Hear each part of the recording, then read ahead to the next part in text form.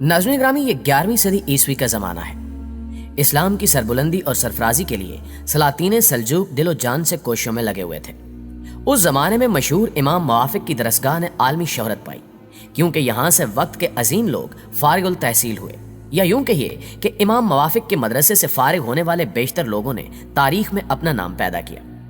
इसी मदरसे में 3 तलबा की दोस्ती काबिल रश्क समझी जाती थी, जिनका उठना बैठना खाना पीना सब कुछ एक साथ था। 2 हम नाम थे, जिनमें एक का नाम हसन तूसी और दूसरे का नाम हसन बिन सबा था। तीसरे दोस्त का नाम उमर था। उमर, जो बाद में उमर ख़याम के नाम से मशहूर हुआ, ने अपनी इल्मी धाक ऐसी बिठाई कि लोग आज तक उसकी इल्मी बातों को बतौर हवाला पेश करते हैं। उमर ख़याम वक्त का बेहतरीन शायर और इल्मदान बना, जिसकी तहकीक और इल्मी तदब्बुर से आने वाले ज़माने सैराब होते रहे।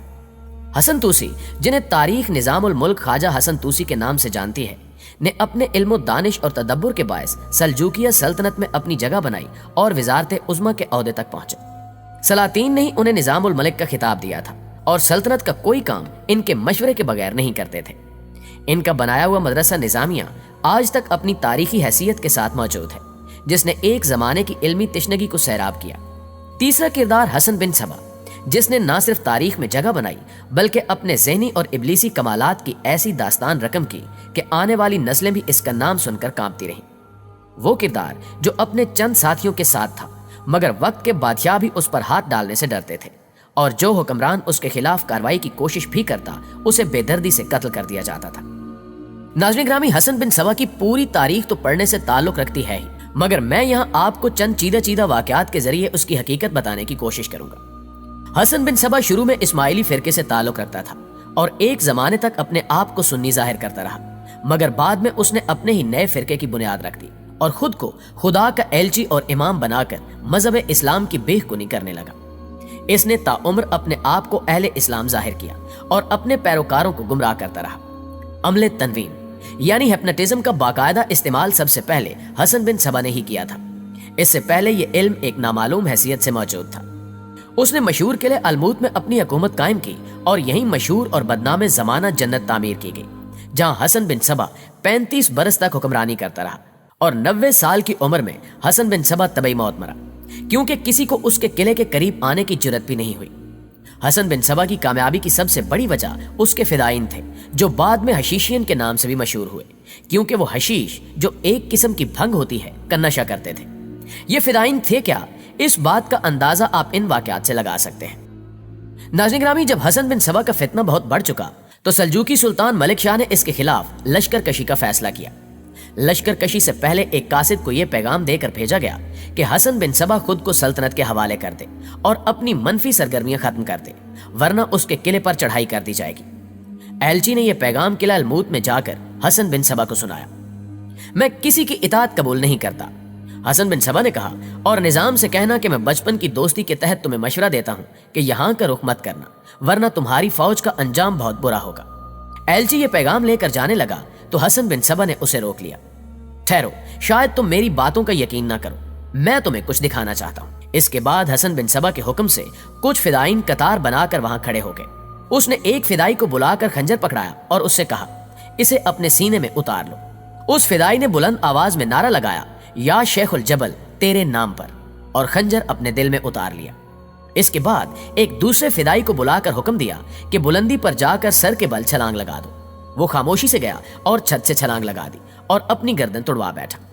ऐसे ही एक फिदाई को पानी में डूबने को कहा गया और उसने बखुशी अपने आप को पानी की तुंदो तेज लहरों के हवाले कर दिया। उस एलची ने जाकर ये तमाम वाकयात सुल्तान और निजाम के गोशगुजार कर दिए।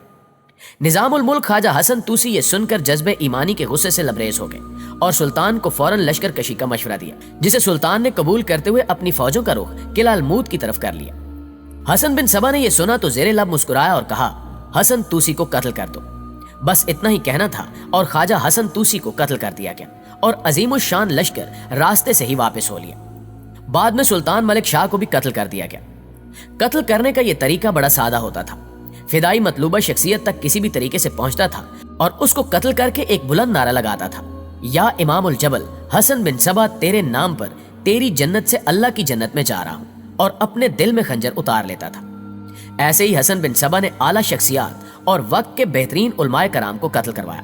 حتیٰ کہ اپنے آخری دور میں یہ فدائی باقاعدہ کرائے کے قاتل بن گئے اور عیسائیوں کے کہنے پر انہوں نے سلطان صلاح الدین ایوبی پر بھی 3 قاتلانہ حملے کیے، مگر ایوبی سلامت رہا۔ ناظرین گرامی، فدائین کھلے عام دن دہاڑے لوگوں کے سامنے اپنی وارداتیں انجام دیتے تھے۔ ان کا ہتھیار ایک زہر آلود خنجر ہوتا تھا۔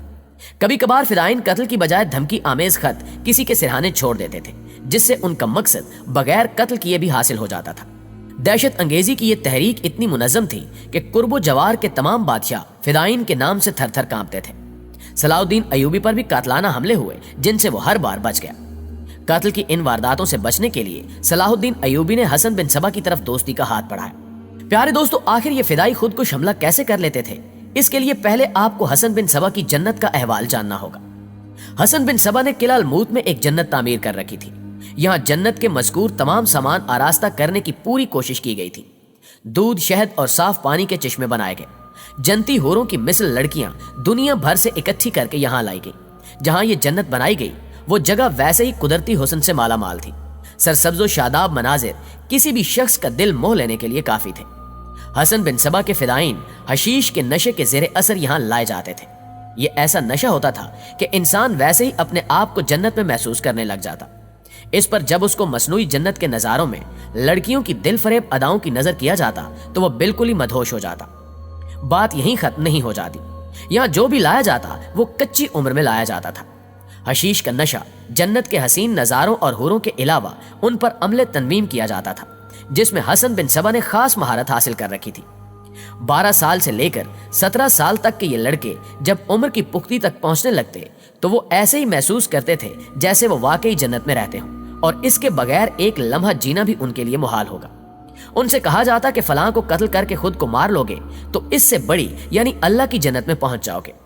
ان تمام مراحل میں وہ شخص ہمہ وقت ایک خواب کی کیفیت میں رہتا تھا، جو حشیش اور ہیپناٹزم کا اثر تھا۔ وہ شخص جنت کے لیے اس قدر بے چین ہوتا کہ بخوشی اپنی جان حسن بن صبا پر قربان کر دیتا تھا۔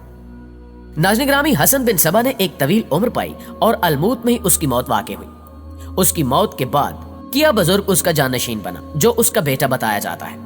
چنگیز خان کے پوتے منگول بادشاہ اور منگو خان پر حملہ کرنے کے لیے بھی ایک فدائی روانہ کیا گیا، جو بدقسمتی سے پکڑا گیا۔ منگو خان کو بہت غصہ آیا اور اس نے حسن بن صبا کو سزا دینے کے لیے اپنے چھوٹے بھائی ہلاکو خان کو روانہ کیا۔ ہلاکو خان نے ہمیشہ سے ناقابل تسخیر سمجھے جانے والے قلعہ الموت کی اینٹ سے اینٹ بجا دی۔ حسن بن صبا کے جانشین اور آخری شیخ الجبال رکن الدین خور کو گرفتار کر لیا گیا اور اسے اس کے تمام بچوں اور ہزاروں فدائیوں سمیت بڑی بے رحمی سے قتل کر دیا گیا۔ مرد تو مرد، ہلاکو خان نے عورتوں کو بھی نہیں بخشا۔ حسن بن صبا کی جنت کی حوریں بھی قتل کر دی گئیں۔ الموت کے کھنڈرات آج بھی ایران میں موجود ہیں، جو آج بھی دیکھے جا سکتے ہیں۔ جی تو پیارے دوستو، یہ تھی ہماری آج کی ایک خوبصورت ویڈیو اچھی لگے تو اسے لائک کرتے ہوئے اپنے دیگر دوستوں کے ساتھ بھی شیئر کر دیجیے گا۔ انشاءاللہ آپ سے ملاقات ہوتی ہے اگلی ویڈیو میں، تب تک اپنا اور اپنے پیاروں کا ڈھیر سارا خیال رکھیے گا۔ اللہ نگہبان۔